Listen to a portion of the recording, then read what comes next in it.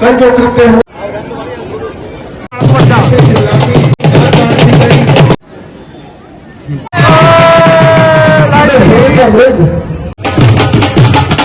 स्वागत करते हैं। आया ये क्या हुआ?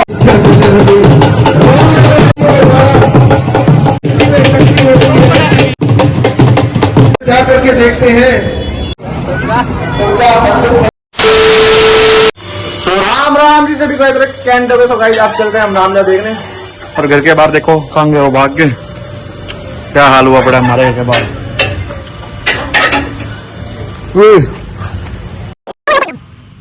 प्लानो प्लानो दिल्ली वाली पार्टी कहाँ है? ये रही कम बोले।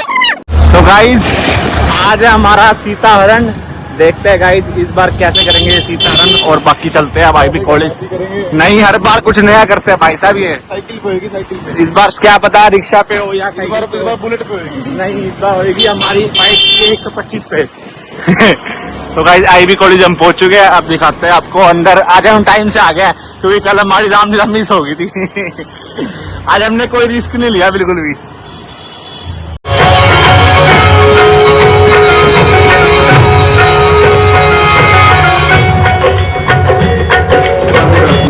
ये रिक्शा इसके होगा सीतारन।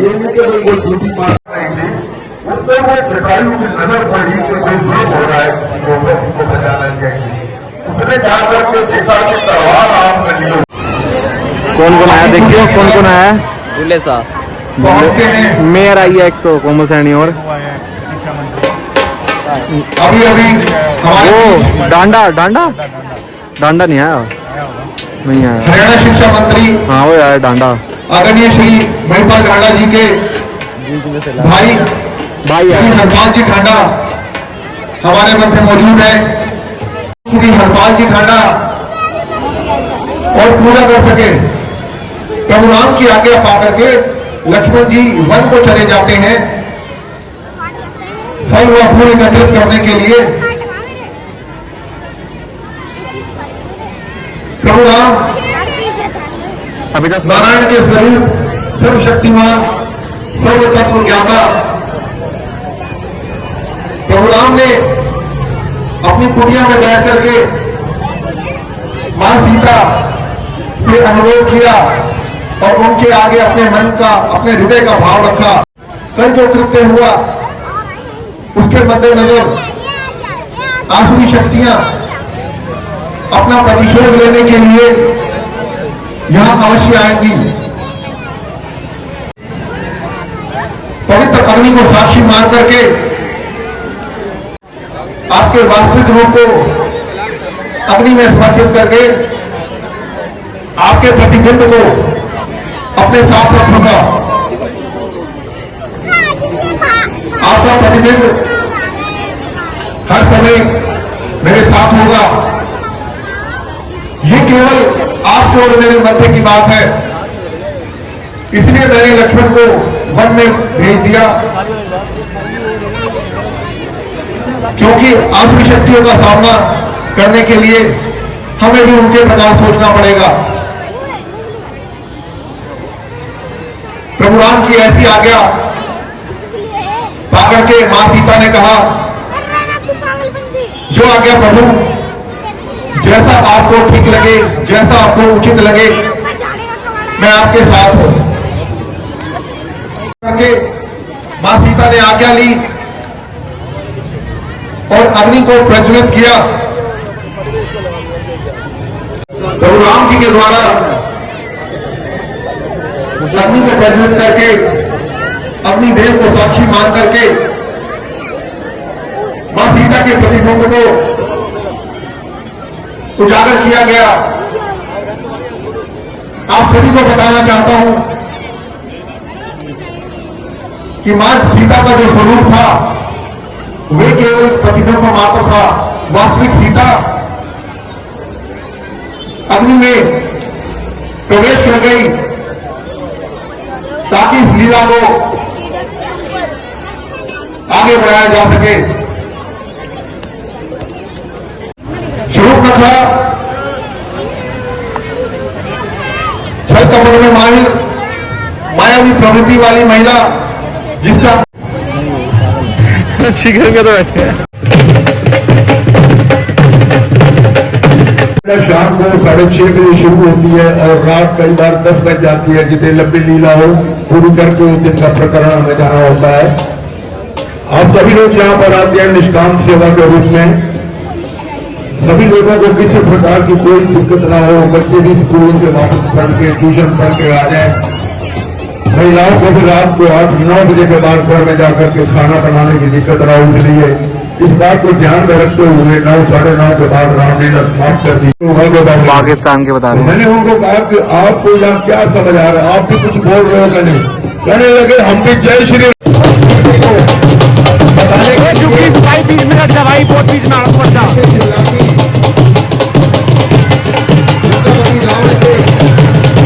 आप लगी मेरी नाम कटेगी।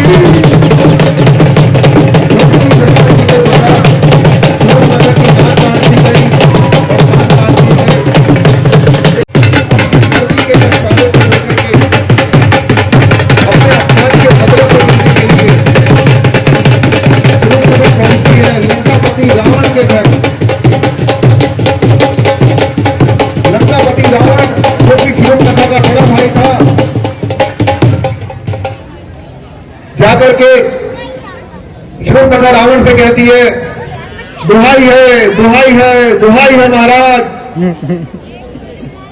देखो मेरा ये हाल। रावण ने कहा, शूर्पणखा किसने किया तुम्हारा ये हाल, क्या हुआ तुम्हारे साथ, किसकी मृत्यु का काल उसे बुला रहा है। शूर्पणखा रावण से कहती है, हे लंकापति रावण, पूरे विश्व में जो आपकी ख्याति थी वो धूमिल हो गई।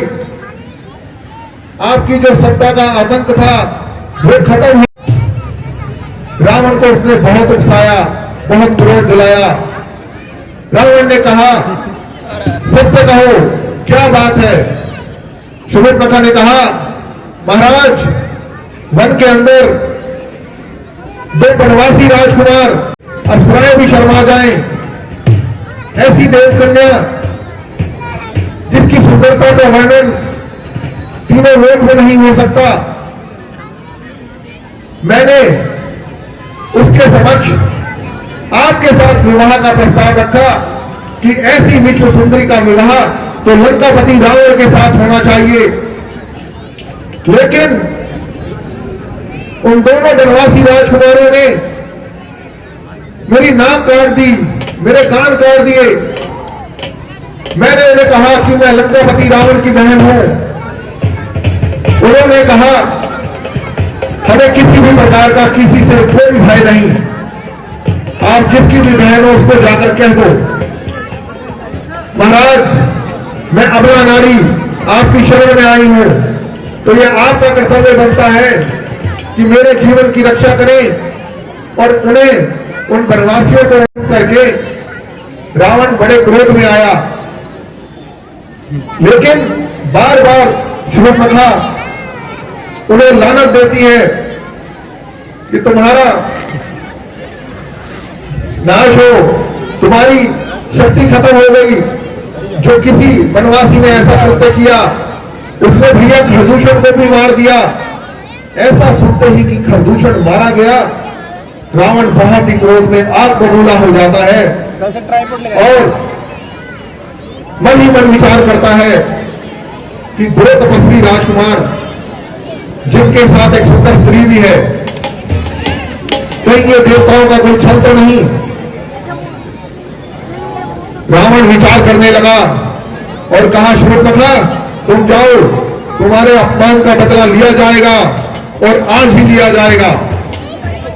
ऐसा शूर्पणखा को आश्वासन दे करके शूर्पणखा को रावण ने भेज दिया। आज की लीला में हमारे मुख्य अतिथि लाइट चलेगी।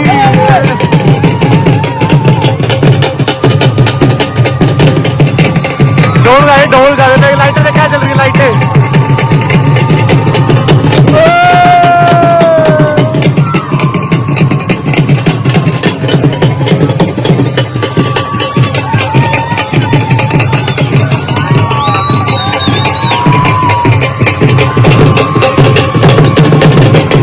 दिवाली हो और दिवाली के दिए जला दिया आप सभी ने। तालियां, तालियां।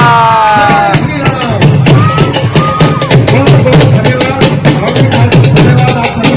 कोई भी बात, छोटी सी बात, ये रहा मारीक। मारीच बड़ा ही मायावी था। मारीच अपने मामा मारीच के पास पहुंचता है,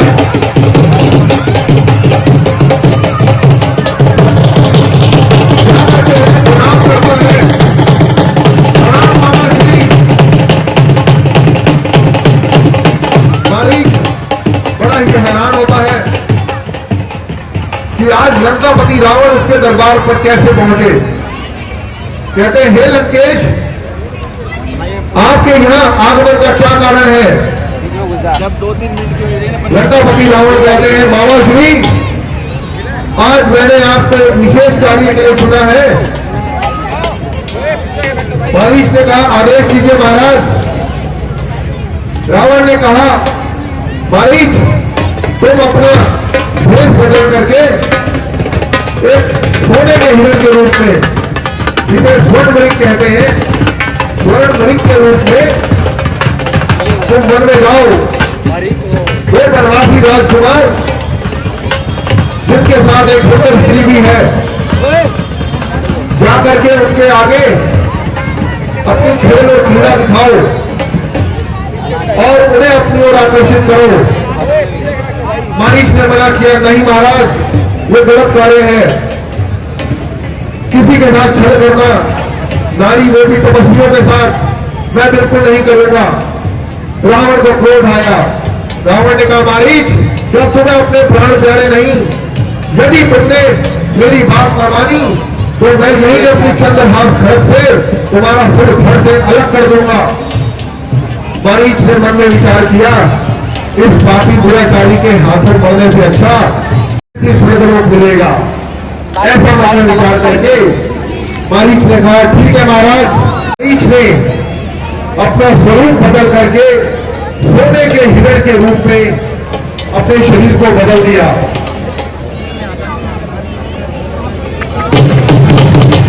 पत्थर देखियो। सोने के हिरण के रूप में मारीच जंगल में विचरण करने लगा। थोड़ी दूर जा नहीं बैठ रहा बिल्ली का वे।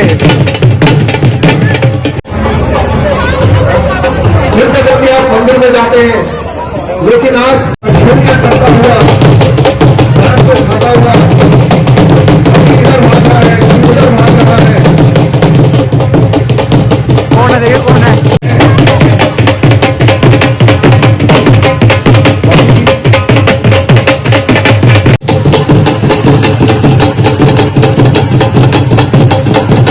इधर माँ सीता पुष्प एकत्रित करने के लिए, छत्रबोली एकत्रित करने के लिए कुटिया से बाहर आती है। वो देख लीजिए, वो बंद कर दीजिए, वो बंद कर दीजिए। सुंदर सोने का मृग, और वो भी इस वन में सीता जी के हृदय के अंदर ये भाव आता है कि क्यों ना मैं इस मृग को पकड़ लूं, और इस मृग को पकड़ने के बाद यहाँ बैठना पड़ता है हमारे को। इसे मैं जब अयोध्या वापस जाऊंगी, अपने साथ लेकर के जाऊंगी। मन में ऐसा विचार करके कि ऐसा सोने का सुंदर मृग मैंने जीवन में कभी नहीं देखा। सीता जी जाकर के प्रभुराम के चरणों में निवेदन करती हैं, हे स्वामी, मैंने अभी वन में एक मृग को देखा जिसकी कांति स्वर्ण के समान है। निश्चित तौर पर वो सोने का मृग है। मेरा आपसे अनुरोध है कि कृपया उस हिरण को पकड़ के ले आइए, उस मृग को पकड़ के ले आइए। प्रभुनाथ ने कहा, नहीं सीते, ये जंगल असुरों से भरा हुआ है, माया की शक्तियां यहाँ हर तरह की समान है। ये भी किसी छल का रूप है, क्योंकि सोने का व्रत कभी नहीं होता। लेकिन सीता जी ने फिर जिद की, नहीं प्रभु, मैंने आपकी से कभी कुछ नहीं मांगा। मैं आपके साथ इस मन में आ गई। मेरे आपके चरणों में यही अनुरोध है, मेरी खुशी के लिए, मेरे लिए कृपया ब्रिक को पकड़ के ले आइए। प्रभु राम के बार बार समझाने पर भी सीता जी नहीं मानी और प्रभु राम ने कहा, ठीक है सीते, जैसी तुम्हारी इच्छा। लक्ष्मण जी से कहा, लक्ष्मण मैं इस ब्रिक को पकड़ने के लिए वन में जा रहा हूं, जब तक मैं वापस नहीं आ जाता तुम्हें सीता की रक्षा करनी है और उस कुटिया के बाहर नहीं जाना। लक्ष्मण जी ने कहा, जो आज्ञा प्रभु, आपका आदेश। सर्वप्रथम ऐसा आश्वासन देकर के लक्ष्मण जी ने प्रोग्राम से आज्ञा ली और माता सीता को अपनी कुटिया में जाने के लिए निर्देश दिया। सीता जी बड़ी उत्साहित, बड़ी खुश, मन के हृदय के अंदर एक ही भाव कि आज मुझे सोने का हिरण मिलेगा।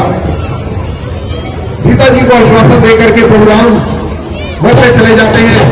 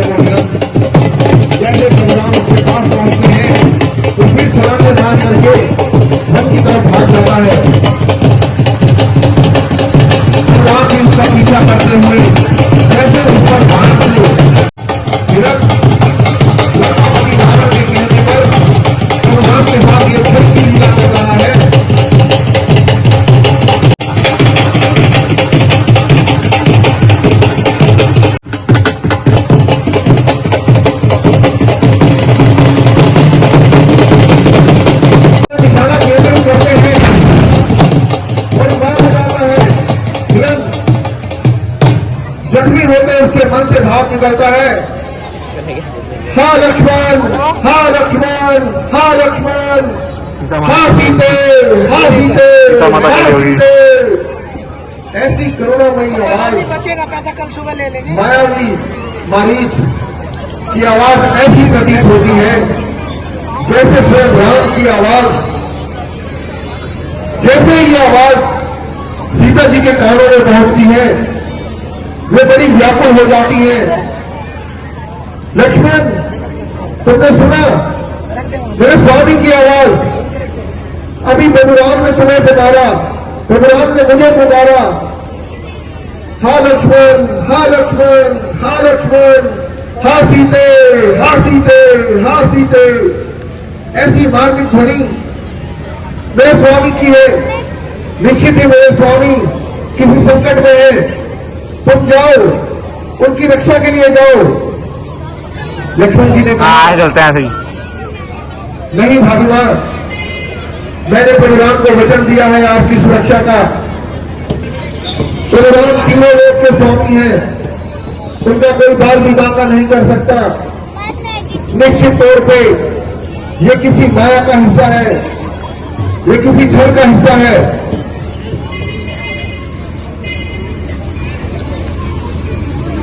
ऐसा कहकर के लक्ष्मण जी ने कहा, नहीं माता, मैं कुटिया को छोड़ के नहीं जाऊंगा।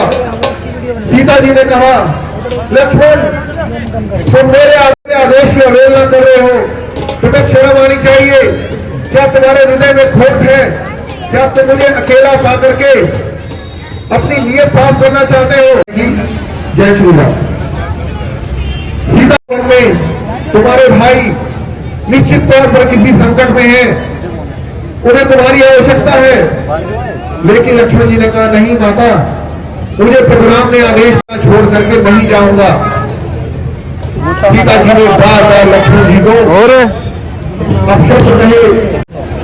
सीता जी को कह करके लक्ष्मण जी ने कहा, हे माता, आप कुटिया के अंदर जाइए, मैं आपकी वाणी का सम्मान करता हूँ।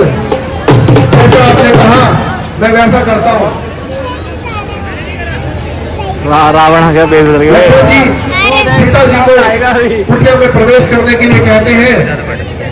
और लक्ष्मण जी अपने बाण के द्वारा अब शुरू कर दे। कुटिया के चारों तरफ एक रेखा बनाते हैं, जिस रेखा को लक्ष्मण रेखा कहा जाता है। तुषार महाराज ऐसी अदृश्य रेखा जिसे पार करना किसी के लिए संभव नहीं था, क्योंकि साक्षात अग्नि उस रेखा के अंदर विराजमान थी। लक्ष्मण जी ने सीता जी से कहा, हे माता मैं जाता हूँ प्रभु राम की खोज में, लेकिन जब तक मैं ना आ जाऊं किसी भी परिस्थिति में आप इस रेखा से बाहर नहीं आएंगे। मेरे आपके चरणों में यही विनम्र निवेदन है। सीता जी ने कहा, ठीक है लक्ष्मण, तुम जाओ, तुम्हारे भैया को तुम्हारी आवश्यकता है। ऐसा आश्वासन देकर के लक्ष्मण जी भी कुटिया से चले जाते हैं प्रभु राम की खोज में। और इधर प्रभु राम खींचते हुए कुटिया की तरफ जाने का प्रयास करते हैं। अब ऐसा अवसर देख करके मायावी रावण बड़ा प्रसन्न होता है, क्योंकि रावण की यह चाल कामयाब हो गई। भिक्षाम देही, भिक्षाम देही, भिक्षाम देही के रूप में रावण कुटिया की तरफ, जहां मां सीता अकेली है, उनकी तरफ बढ़ता है। एक तपस्वी और साधु का रूप लेकर के और निरंजन साधु के रूप में अपना वेश बदल करके कातर आवाज पर लक्ष्मण जी कुटिया छोड़ करके चले जाते हैं। साधु के रूप में ना जाने कौन तीसरे दरवाजे पर कोई शख्स कोई आ जाए, इस बात का ध्यान रखिए। स्वादु ज्यादा है साधु का नहीं। लंका से आकर के भिक्षा मांगे, मां मुझे भिक्षा दो, जल्दी भिक्षा दो, यदि भिक्षा नहीं मिलेगी तो बाबा चला जाएगा। सीता ने हृदय के अंदर विचार किया, आया ये क्या हुआ? अचानक अग्नि जली। लक्ष्मण की अग्नि रेखा ने अपना काम किया और साधु रावण का हृदय पसीज गया। मैं भीत हो गया, डर गया कि ये भी माया है। इस समय सीता को बार बार यही कहते हैं, ठीक है देवी, यदि तुम बाहर आकर के हमें भिक्षा नहीं दोगी तो निश्चित तौर से हम यहां से चले जाएंगे। हम किसी प्रकार का भी आशीर्वाद कहा और वो बार बार मुझे समझाते रहे, स्वर्ण ब्रेक न कहीं हुआ है न होगा, लेकिन मेरी बात को मान करके वो चले गए। आखिर सीता जी के हृदय के अंदर, नारी का हृदय जल्दी पसीज जाता है।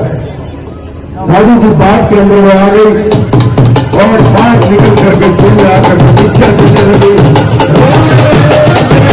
सीता जी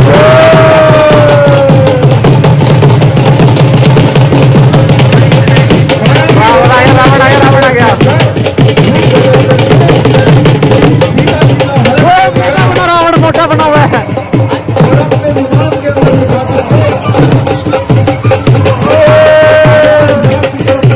मार रहा है।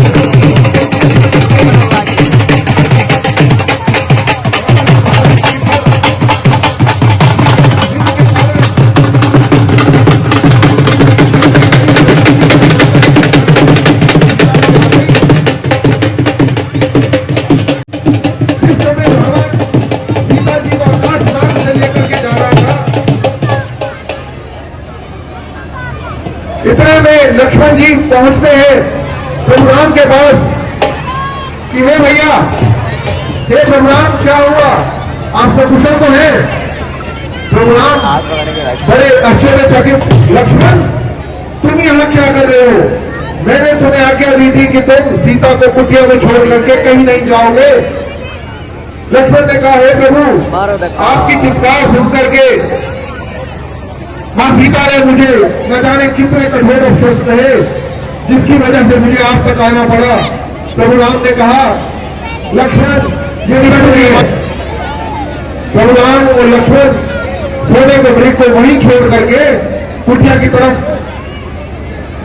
बड़े चले जाते हैं। इस जटायु में ये सारी लीला देखी हर बार ये दोनों अभिनंदन और स्वागत। पानीपत के जनप्रिय कोमल सैनी जी मेयर हमारे बीच मौजूद है। पहली बार आया जिस समय रावण बंदे ने तो बंदे बुला रहे हैं अभी। मां सीता को आकाश मार्ग से लंका की तरफ ले जा रहा था, टाइम आ गया भाई, टाइम। उसने देखा एक राज्य एक अपना नारी को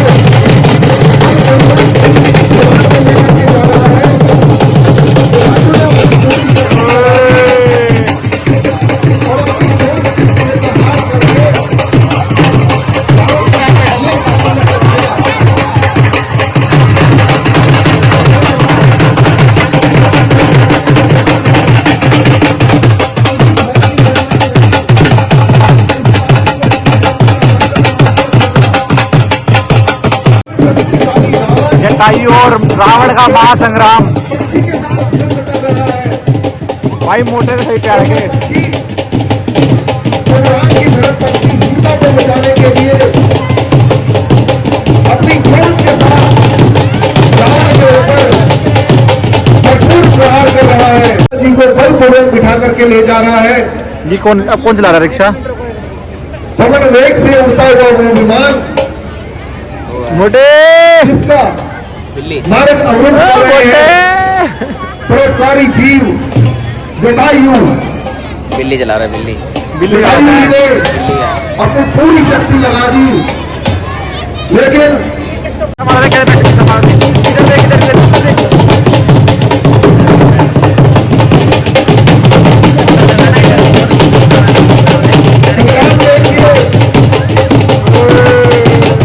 जटायु और रावण के बीच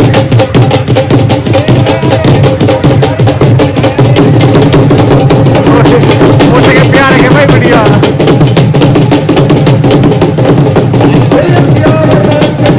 भाई मार रखे बढ़िया। रावण और जटायु के बीच बड़ी सुंदर लीला मोटा कह रहे मेरे मार दी। बात करा देख रहे हैं।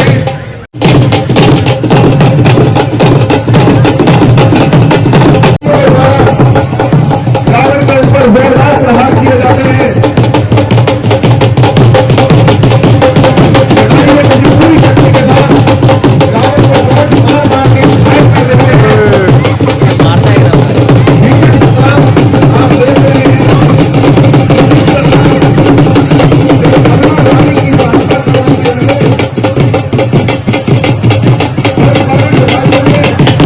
रावण के धूल बना दी, रावण की भेंट बना दी।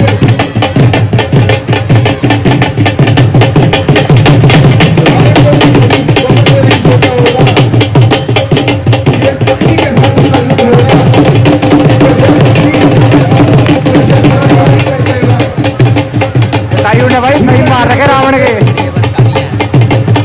तायू ने प्यार रखे रावण के।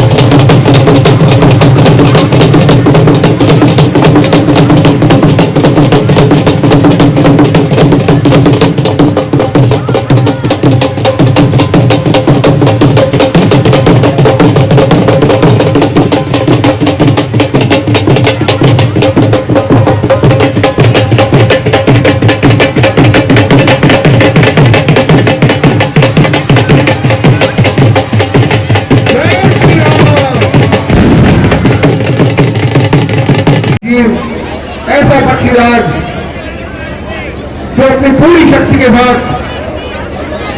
वह स्वयं में शक्ति होने के बावजूद रावण के साथ पूरी जोर लगाई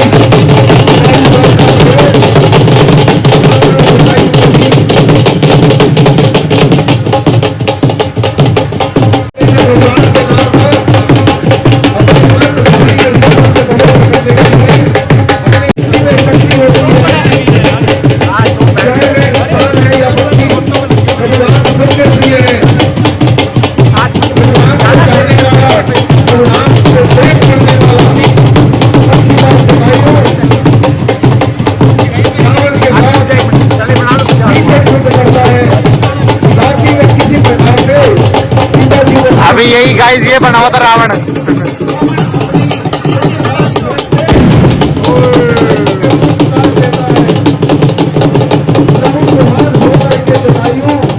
धरती पर गिर जाता है, तड़पता हुआ जटायु आसमान में रावण के साथ युद्ध करता हुआ जख्मी होकर के उसके पंख काट दिए जाते हैं रावण के द्वारा, और तड़पता हुआ हे राम हे राम हे राम। कुटिया में जाकर के देखते हैं सीता जी वहां नहीं है। सीते सीते सीते, हे सीते कहाँ हो तुम? बार बार सीता जी के नाम का उच्चारण किया जाता है, उन्हें बुलाया जाता है। कुटिया के अंदर देखते हैं कुटिया वीरान खाली पड़ी है। वे देखते हैं कि कुटिया के अंदर सारे फल धरती पर गिरे हुए हैं, भिक्षा पात्र धरती पर गिरा हुआ है। गांव से वृक्षों से उनके पत्तों से पूछते हैं कि कहाँ है सीता, किसने देखा मेरी सीता को? लेकिन हर तरफ निराशा, प्रभु राम को कोई आश्वासन नहीं मिला, कोई जवाब नहीं मिला। प्रभु राम ने कहा लक्ष्मण, मैंने तुम्हें कहा था सीता को अकेला छोड़ करके मत जाना। निश्चित तौर पर सीता किसी गहरे संकट में है। कुटिया की यह अवस्था ये दर्शा रही है कि यहाँ कुछ अनिष्ट हुआ है। ऐसा कह करके लक्ष्मण, हमें कुटिया में नहीं रुकना चाहिए, हमें शीघ्र अतिशीघ्र सीता की तलाश के लिए जाना चाहिए। प्रभु राम लक्ष्मण जी को लेकर के वन की तरफ चले जाते हैं सीता जी की खोज करने के लिए। उधर जिस समय रावण आकाश मार्ग से सीता जी को लेकर के जा रहा था, सीता जी ने अपने आभूषण नीचे धरती पर फेंक दिए, जहां पर कुछ वानर दल बैठा हुआ था। उन वानरों ने सीता जी के आभूषण जाकर के देखते हैं कि एक जीव, एक पक्षी जटायु, जो कि हे राम हे राम हे राम की माला का जाप कर रहा है, उसका पूरा शरीर जख्मी और लहूलुहान है, उसके पंख कट चुके हैं, लेकिन मैंने एक ही आज भगवान के दर्शन की, हे राम हे राम हे राम। तो राम ने कहा, हे पक्षीराज, आपकी ये स्थिति कैसे हुई? जटायु ने कहा, हे प्रभु राम, हे प्रभु राम, एक राक्षस एक अबला नारी को आकाश मार्ग से बलपूर्वक लेकर के जा रहा था। एक चोर, मैंने जाकर के उस नारी के जीवन को बचाने किया, भीषण युद्ध किया, ताकि मैं उस नारी को अपनी पुत्री के रूप में मैं उसे बचा पाऊं।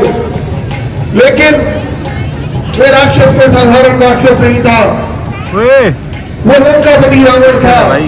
उसने अपनी चंद्रहास सड़क से मेरे पंख काट दिए और मैं तड़पता हुआ धरती पर नीचे आ गिरा। प्रभु राम ने कहा, हे जटायु, ये क्या कहा आपने? मेरी सीता को रावण उठा करके ले गया? जटायु ने कहा, हाँ प्रभु, मैं उन्हें बचा ना सका, मैं आपसे क्षमा चाहता हूं। ऐसा कह करके जटायु ने प्रभु राम के चरणों में आखिरी प्रणाम किया और कहा, प्रभु, रावण उसे दक्षिण दिशा की तरफ ले गया है, कृपया शीघ्र अतिशीघ्र सीता को बचाइए, मेरी पुत्री को बचाइए। ऐसा कह करके जटायु ने अपने प्राण त्याग दिए। जटायु का शरीर शांत हो गया, परलोक को गमन कर गया। कल इसी मैदान के अंदर भगवान श्री राम का शबरी से मिलना, हनुमान जी के साथ मिलन और बाली और सुग्रीव का महासंग्राम बहुत शानदार। पक्षीराज जटायु को जीवन के अंत समय में एक लोक में सदा सदा के लिए जटायु जी का वास हो गया और सरकार ने अपने हाथों से जटायु जी का रघुराम ने अपने हाथों में जटायु जी को बुखारनी दी, उनका अंतिम संस्कार किया और देव लोग को उनका दर्शन किया। हरिहर हरिघर आज की लीला यही विराम की जाती है। कल की लीला में आप देखेंगे मां शबरी की लीला, शबरी जी का राम के प्रति प्रेम, हनुमान जी का मिलन। कल की लीला भी बड़ी सुंदर और लंबी लीला होगी। कृपया समय पर परिवार में वहां पहुंचे और इस लीला का आनंद लें। हरिहर हरिघर। जय श्री राम, जय श्री राम, जय श्री माफी। तो गाइस सरदार भाई तो अपना चला गया था घर, अब तुम्हारा भाई जा रहा है घर अकेला पैदल। घर जाए करते हैं बात आपसे, अंधेरा हो रहा फुल।